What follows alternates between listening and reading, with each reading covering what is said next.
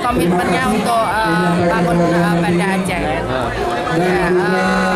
Nggak bisa memimpin cuman sekedar hanya mengerjakan secara, kalau nggak dengan hati. Jadi kalau memimpin harus dengan hati, karena kalau memimpin tidak dengan hati, maka yang terjadi kita hanya membangun luarnya saja. Padahal tidak bisa, suatu kota itu harus dibangun dengan isinya. Gitu. On the track, tinggal melanjutkan untuk membuat lebih maju lagi. Sendiri anak-anak yang minuman keras sekarang hampir tidak ada di Surabaya, ada anak-anak bisa minuman keras.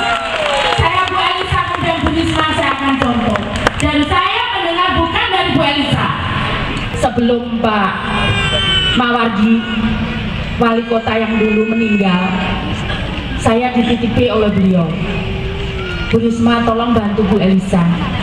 Saya nggak ngira beliau kemudian 1 minggu sebelum beliau meninggal memerintah.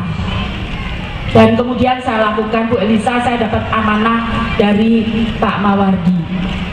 Pun baru beberapa tahun lalu setelah saya jadi wali kota ke Banda Aceh, tapi hati saya sudah dekat dengan Banda Aceh.